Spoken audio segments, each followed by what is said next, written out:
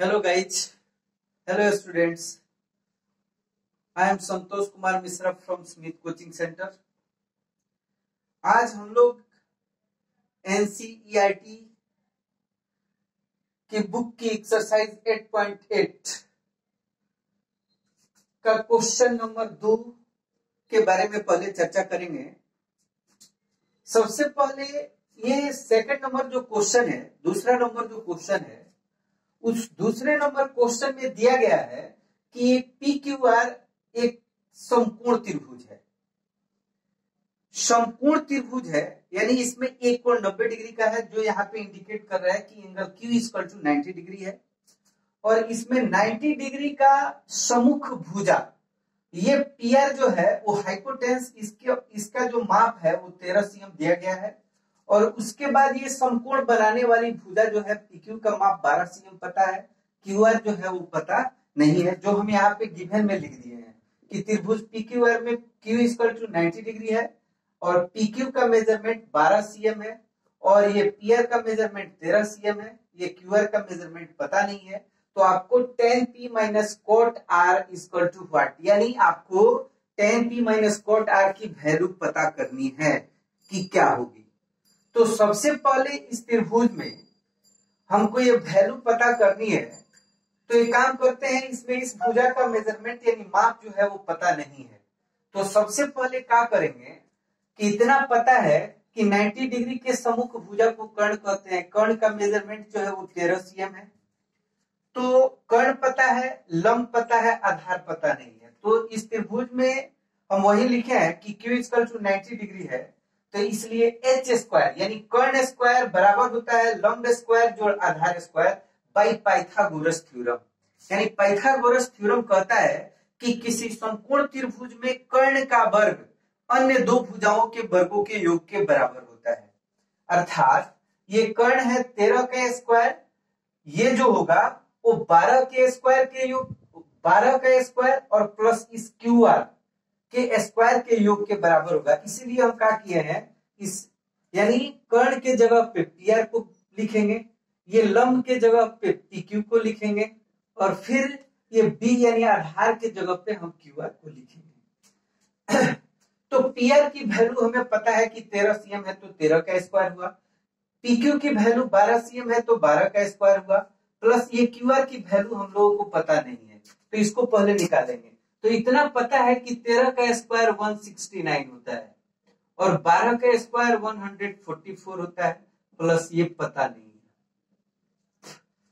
तो सबसे पहले ये प्लस में है, इधर जाएगा तो माइनस हो जाएगा। 169 minus 144 equal to QR square, यानी इसको सब्ट्रैक्ट करेंगे, घटाएंगे, तो 9 में से 4 गया 5, 6 में से 4 गया 2, यानी QR स्क्वायर।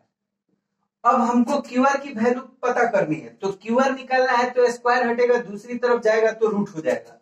अर्थात ये रूट अंडर 25 इक्वल टू हो गया QR स्क्वायर, यानी 5 cm।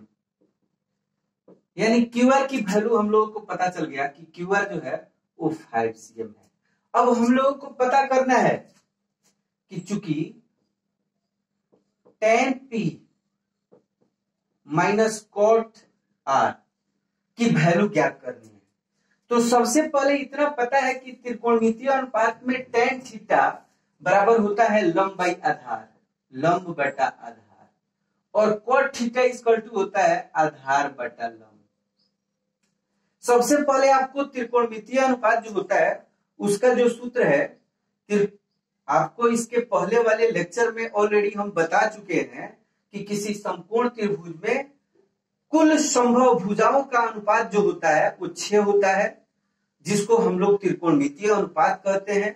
और उस त्रिकोणमितीय अनुपात को sine theta, cos theta, tan theta, cot theta, sec theta और कोसेक थीटा से निरूपित किया जाता है। तो यानी टेन थीटा जो होता है वो लंब बटा आधार होता है और कोट थीटा इक्वल टू होता है आधार बाई लंब। यानी इसमें सबसे पहले करेंगे क्या कि P के अकॉर्डिंग, मैंने P के अनुसार, कोण P के अनुसार लंब को देखेंगे और आधार को देखेंगे।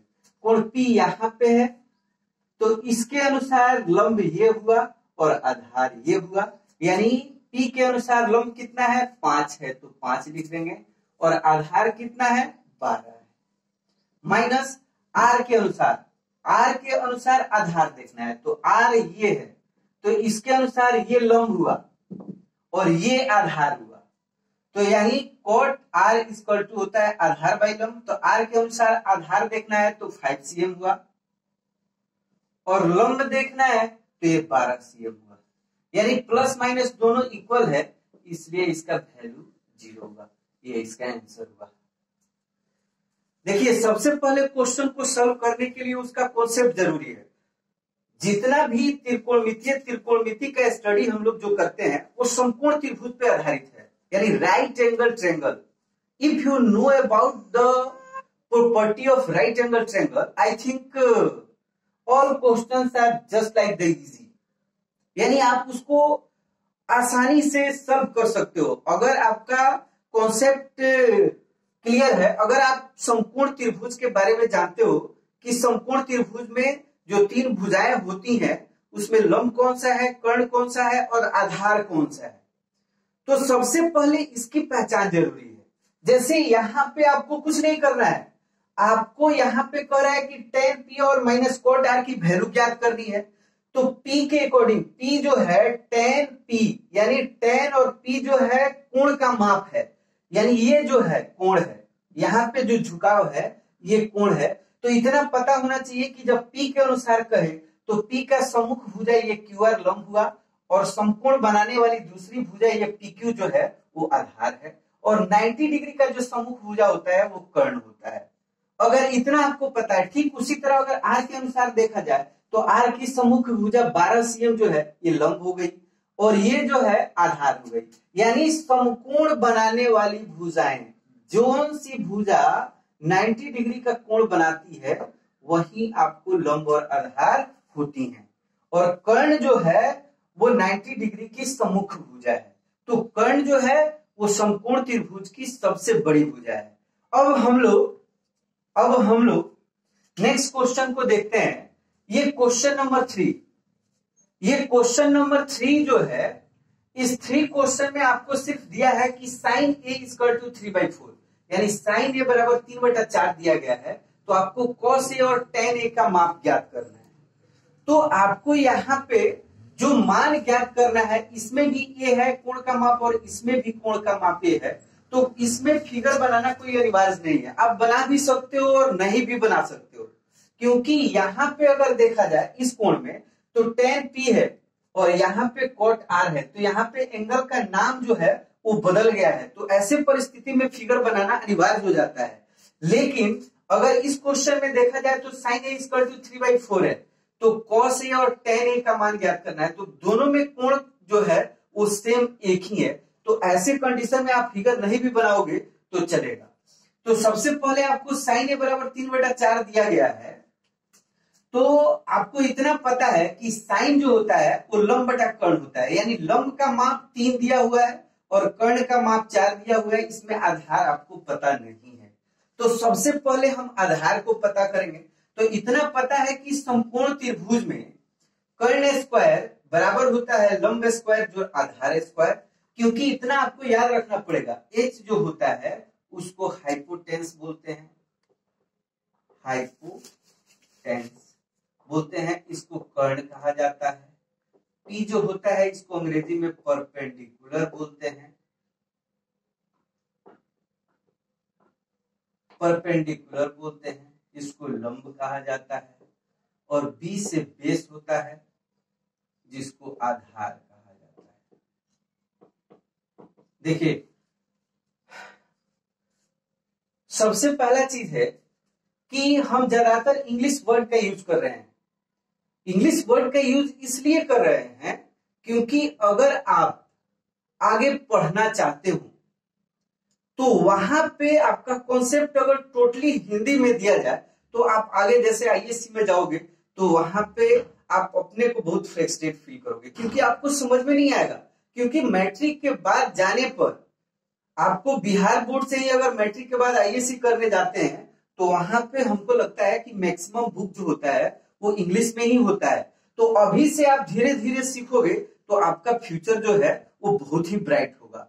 तो आइए हम लोग इसको देखते हैं। जैसे साइन ए का वैल्यू दिया हुआ है 3/4 यानी 3/4, तो साइन थीटा इक्वल टू होता है लंब बटा कर्ण, यानी लंब 3 हो गया, पी से लंब होता है, कर्ण 4 हो गया, एच से कर्ण होता है, आधार पता नहीं है। लेकिन इतना पता है कि बाई पाइथागोरस थ्योरम यानी पाइथागोरस प्रमेय के अनुसार कर्ण स्क्वायर बराबर सूत्र होता है लंब स्क्वायर जोड़ आधार स्क्वायर, यानी कर्ण हम लोगों को पता है कि 4 है, तो इसको हम लिख सकते हैं 4k स्क्वायर इक्वल टू लंब पता है 3, तो 3k स्क्वायर कर देंगे और जोड़िए आधार पता नहीं है।